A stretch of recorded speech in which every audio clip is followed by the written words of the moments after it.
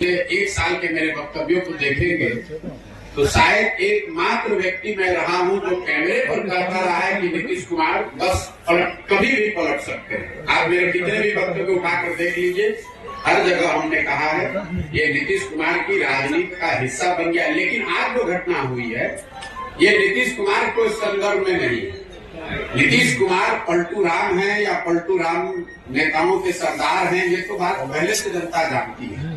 आज की घटना ने अभी जो हुआ है इसने ये दिखाया कि पूरे बिहार में जितने राजनीतिक दल और नेता हैं सब पलटू मार। आज ये भी तय हुआ कि नरेंद्र मोदी, अमित शाह और भाजपा वाले भी उतने ही बड़े पलटू मार है जो अभी 2 महीना 4 महीना पहले कह रहे थे कि नीतीश कुमार के लिए बिहार में भाजपा का दरवाजा बंद है। ये पलटू मार पूरी राजनीतिक व्यवस्था है, इसलिए कि कल तक जो नीतीश कुमार को गाली दे रहे थे भाजपा के वर्कर, समर्थक, कार्यकर्ता, आज ही से इनको सुशासन का नया प्रतिमूर्ति बताने लगेंगे। ये पलटू मार व्यवस्था इसलिए है कि आज तक राजद जो उनको सुशासन और भविष्य का नेता बता रही थी, अभी आज शाम होते होते वो फिर नीतीश कुमार को गाली देंगे। उनको शराबबंदी में माफियागिरी दिखने लगेगी, भ्रष्टाचार उनको बिहार में दिखने लगेगा। अभी सुबह तक नहीं दिख रहा था। तो नीतीश कुमार पलटू मार है, ये तो पूरा दुनिया जानता है। अब ये बहस का ये कोई डिस्कवरी का मुद्दा नहीं है। इस घटना ने ये दिखाया कि नीतीश कुमार ने अपने ही रंग में यहाँ के पूरी राजनीतिक व्यवस्था को रंग दिया है, जिसमें भाजपा और राजद दोनों ही उतने ही बड़े पलटू मार है जितने बड़े नीतीश कुमार है। आगे सर जो सवाल मैंने पहले भी कहा है और कैमरे पर कहा है कि नीतीश बाबू अगर महागठबंधन में लड़ते तो उनको 5 सीट भी नहीं आने वाला। ये तो लोगों को पता था। और जब हम लोग कह रहे थे तो उनका कोई दल का आदमी चिल्लाता था, अरे प्रशांत किशोर को क्या आता है। ये तो डर इतना है ना, लोगों को पता है। मैं कोई ऐसे बिहार का कोई नेता तो हूं नहीं कि कह दूंगा कौन जीतेगा। अगर मैं कह रहा हूं कि नहीं आएगा 5 तो नहीं आएगा। इसी डर से पहले तो भागे, उनको मालूम था अभी खाता नहीं खुलने वाला है, तो भागे भाजपा में। अब इस नई व्यवस्था में जरूर एनडीए के नाम पर, मोदी के नाम पर, भाजपा के लहर में कुछ सीट उनको मिल जाएगा। लेकिन इसके साथ ही एक और आपको भविष्यवाणी कर देता हूं, इसका सबसे बड़ी कीमत इस गठबंधन का भाजपा और उनके दल वाले पे करेंगे विधानसभा के चुनाव में। लोकसभा में नहीं, लेकिन भाजपा को इसकी बहुत बड़ी कीमत चुकानी पड़ेगी आने वाले विधानसभा चुनावों में। क्योंकि जो भाजपा का समर्थक है, जो उनका वोटर है, नेता है, काडर है, आज उसके पास कोई जवाब नहीं है कि आखिर आप जिस नीतीश कुमार को आपने एक बार 2020 में थोपा, तब भी आपके 75 एमएलए थे, इनके 42 थे, आप क्यों नहीं मुख्यमंत्री बने, क्यों नहीं बिहार को सुधारने का जिम्मा लिया। एक बार फिर नीतीश कुमार भागे तो आपने कहा नीतीश कुमार धोखेबाज है, और आज फिर उसी नीतीश कुमार को आप बिहार पर थोप रहे हैं। तो जिस तरह से कांग्रेस और कांग्रेस के नेतृत्व ने चंद सांसदों के लालच में बिहार को 20 वर्ष तक लालू के हाथ में बेचा, इसकी चिंता नहीं की कि बिहार के लोगों का क्या होगा। 10, 15, 20 सांसद हमारे जीत के यूपीए के आते रहे। लालू जी अगर पूरा बिहार लूट कर बर्बाद कर रहे हैं तो कोई चिंता नहीं थी सोनिया गांधी को, कोई चिंता नहीं थी कांग्रेस की लीडरशिप को। वही हाल आज भाजपा के लीडरशिप का है। उनकी चिंता बस इतनी है कि संसद में अगले लोकसभा चुनाव में हमारा 30-35 सांसद जीत कर आ जाए।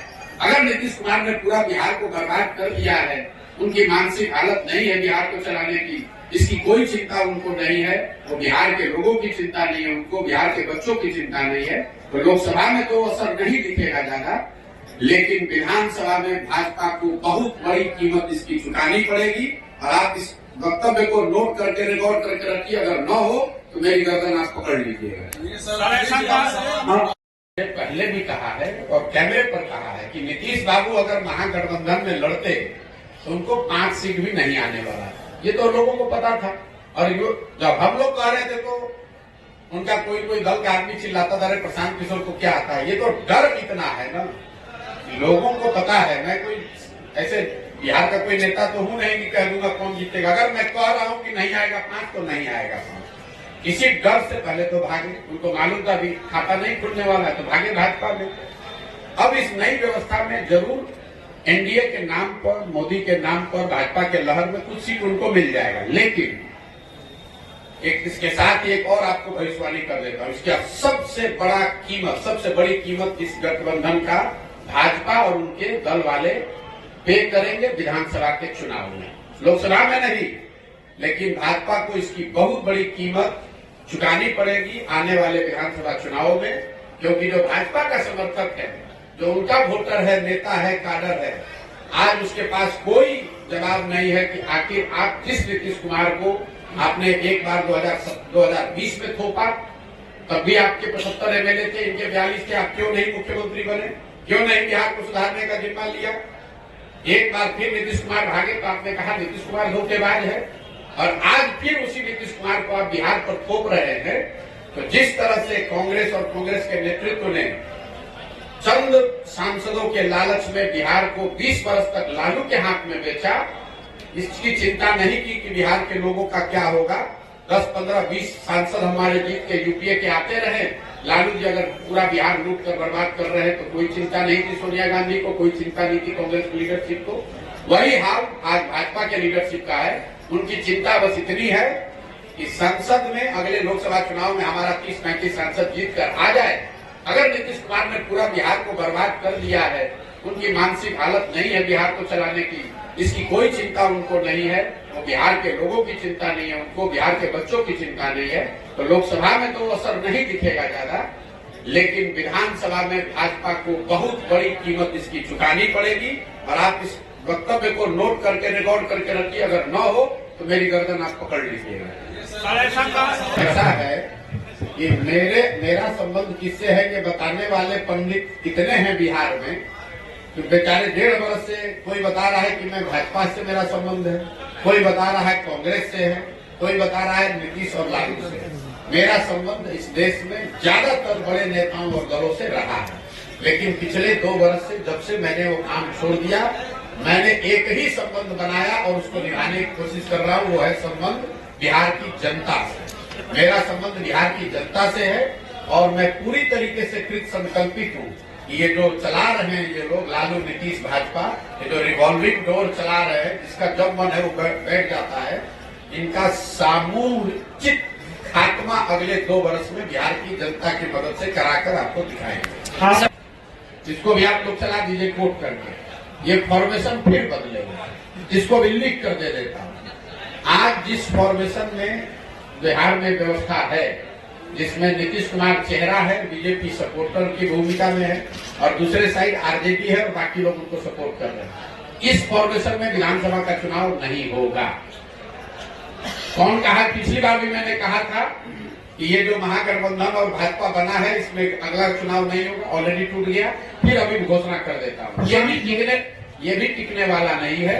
अगले विधानसभा से पहले आपको बहुत बड़ा उलटफेर बिहार की राजनीतिक परिदृश्य में, पूरी इकोसिस्टम में देखने को मिलेगा, और ये लोकसभा चुनाव के 6 महीना के अंदर आपको दिखेगा। इतना चतुर समझता है, ये चतुर नहीं है, धूर्त है। नीतीश कुमार निहायत धूर्त आदमी है, जो पूरे बिहार के 13 करोड़ जनता को धूर्तता से मूर्ख बनाकर उसको ठग रहा है, और इसका पूरा सूद समेत हिसाब जनता अगले चुनाव में करेगी। लोकसभा और खाली छोड़ दीजिए। इसलिए तो सर आपका नाम आ रहा है सरकार गिराने में। सरकार गिराने में हम बोले थे कि जाकर उधर पलट जाओ। ये नीतीश कुमार इतना धूर्त है, जब महागठबंधन भागे तो कहा कि प्रशांत किशोर भाजपा के एजेंट हैं। आज जितने हमारे मुसलमान भाई हैं, भाजपा विरोधी जो लोग हैं बिहार में, उनको इसका चेहरा पहचानना चाहिए कि आदमी कितना बड़ा धोखेबाज है। एक सवाल और आता है सर, 25 की भविष्यवाणी लगे हाथ पर बीजेपी में भाजपा को आया 77। मैंने बिहार में आकर दूसरी घोषणा की कि नीतीश कुमार महागठबंधन में नहीं टिकने वाला है, अगर टिक के लड़ेगा तो 5 MP नहीं आएगा। महागठबंधन से पहले छोड़कर भाग गए, 2 तो ठीक हो गया, अब तीसरी घोषणा अभी कर देते हैं। जिस फॉर्मेशन में भी नीतीश कुमार लड़े, अगले विधानसभा चुनाव में नीतीश कुमार की दल जदयू को, चाहे भाजपा के साथ लड़े, महागठबंधन में लड़े, अकेले लड़ जाए, 20 सीट नहीं आएगा। अगर आएगा तो आप लोग सब रिकॉर्ड कर रहे हैं, नोट करके रखिए। मैं जीवन में अपने काम से संन्यास ले लूंगा। बिहार की जनता की विद्वता पर मुझे इतना यकीन है।